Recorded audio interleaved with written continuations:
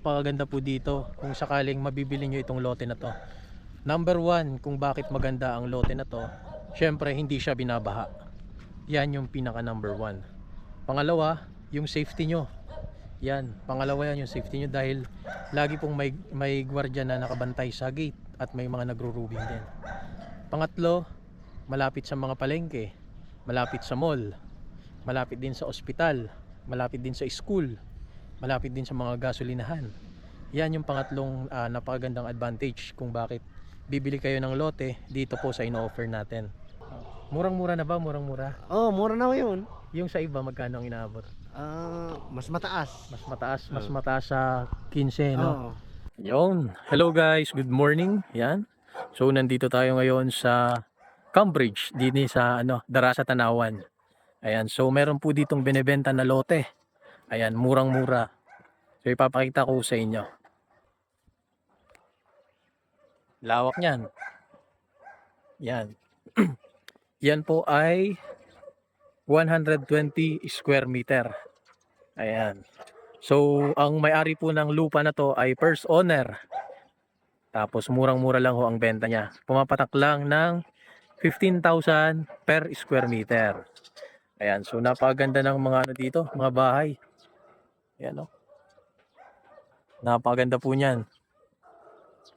At ang maganda po dito, malapit sa Walter Mart, may gasolinahan, may Alphamart, may elementary school.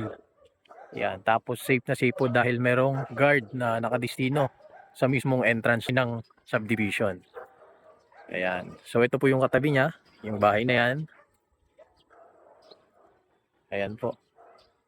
Kung nais nyo pong mag-inquire at bumili, may contact number po tayo dyan sa ating description para makipag-coordinate o mag-inquire sa ating binibentang lote. Yan. So nyo po ba makita yung may-ari? Ari ang may-ari. Yan. Si Kuya Ronnie. Yan po ang may-ari ng lote na to. Pero ni magkano pinapatak ng 15K per square meter sa 120? 1.8. 1.8. Negotiable? Pwede pang pag-usapan. O, negotiable, pwedeng pag-usapan. Ayan. So may contact number dyan. Kung gusto nyo pong mag-set ng appointment para mapag-usapan yung lote, kung sakaling interesado po kayo, call nyo lang po ako dyan sa number o kaya message nyo po ako sa messenger. Ayan. So ipapakita na po natin yung lote ngayon kung gaano kalaki.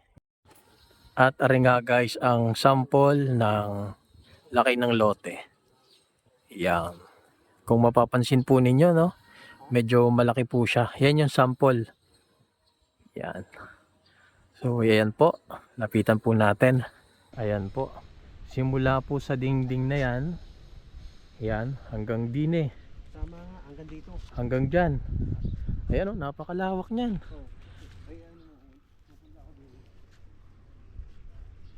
Ayan po. Yan po yung may-ari ng lote na yan. Ayan, sa mga interesado po, PM nyo po agad ako kasi napakaganda po ng location dito. Ayan po, meron pang isang bakante. Pero ito po yung available ngayon. Yan. Kung gaano kahaba, titignan natin, lalakarin natin din eh. Hanggang doon. Yan. At maganda po dito, no? Payapa po. Tsaka malamig yung panahon. Yan. Tapos walang masyadong ingay. Yung safety mo. Secure na secure talaga. Secure na, safety pa, no? 6, akin 7, 8 dito. 8. Sakop mo pa to? Aba, hindi na. Hindi na. Yun nga tali ko lang, di ba? 5, 6, sa akin 7, 8. Patas rin 9, 10, and 11. Ayan po. Talikuran po. Pero napakalaki na po yan sa murang halaga. 15,000 per square meter. Malapit siya sa clubhouse.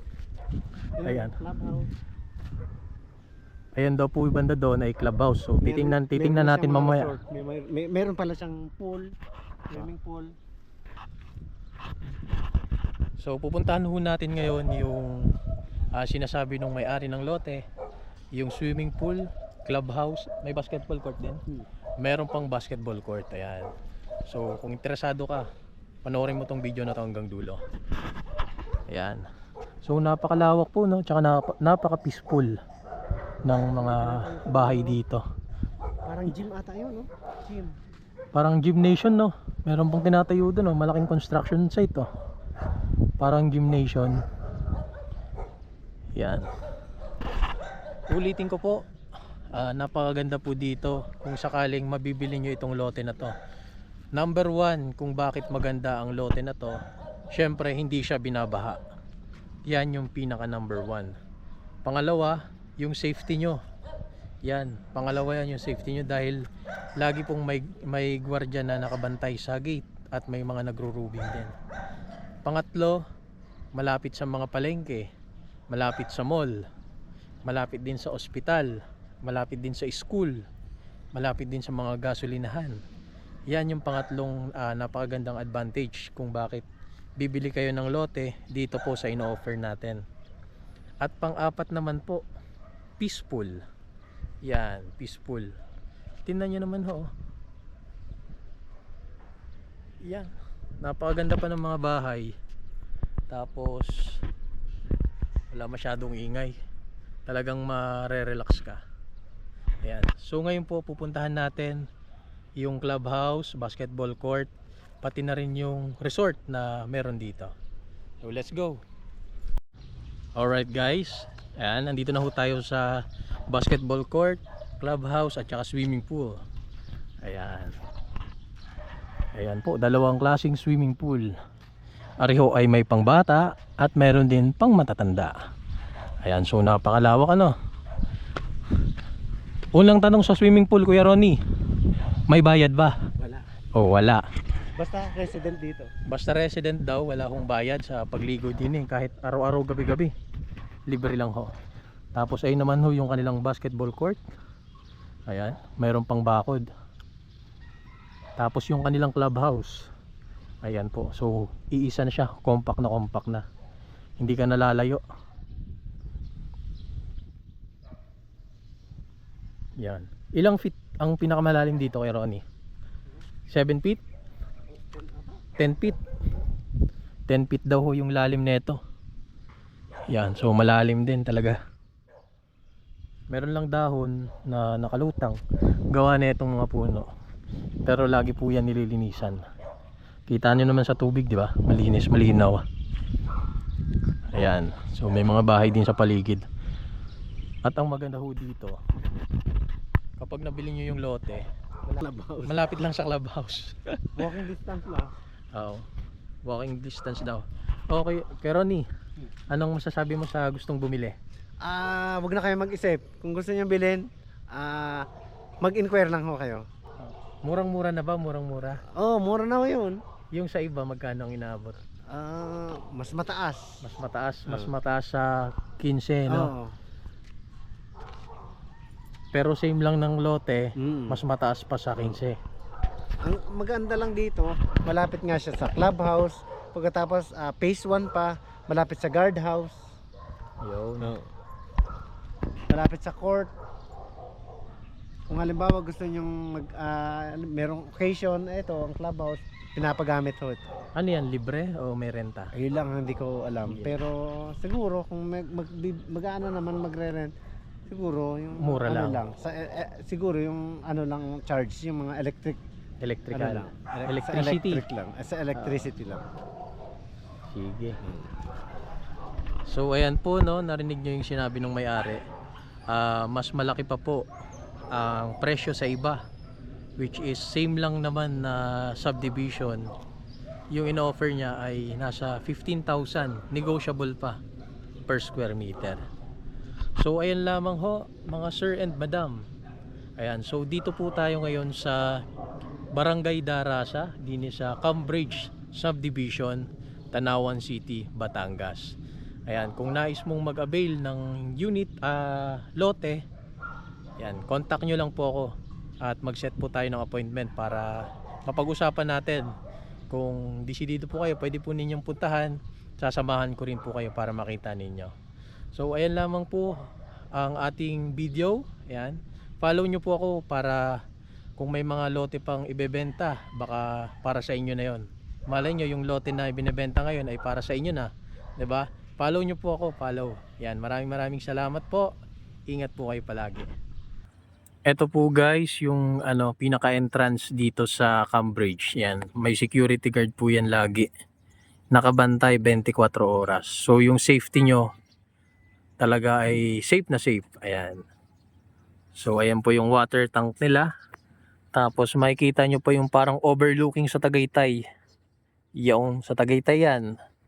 Tapos meron pang stadium na tinatayo bago lang. So napakalawak pa ng lote dito. Pero yung spot na yon na binebenta po ay napakagandang location. Yan lang ho ang masasabi ko. Wala kayong kalugi-lugi. Napakamura pa. Alright guys, ayan. So nandito ho tayo ngayon sa entrance ng Cambridge. Ayan, so ipapakita ko sa inyo. Ayan po yung pinaka-entrance ng Cambridge. Ayan. Entrance pa lang maganda na. Soledad Park. Ito yung sinasabi ko sa inyo. Malapit sa gasolinahan. Ayan, tapos Alphamart. Banda doon sa baba, may school, tapos may Walter Mart. Tapos ang pinakamaganda dyan, mayroon pang barangay hall. Yan o. Napakalapit po ng barangay hall. Para kung sakaling may problema kayo, tatakbo lang kayo dyan. Malapit na malapit. Ayan, tapos katabi lang po siya ng simbahan ng Darasa. Ito po, simbahan na po yan. Likod niyan, simbahan na. Ayan. So yan po yung kanyang entrance dito. Kung nais nyo pong mag-inquire at bumili, may contact number po tayo dyan sa ating description para makipag-coordinate o mag-inquire sa ating binibentang lote.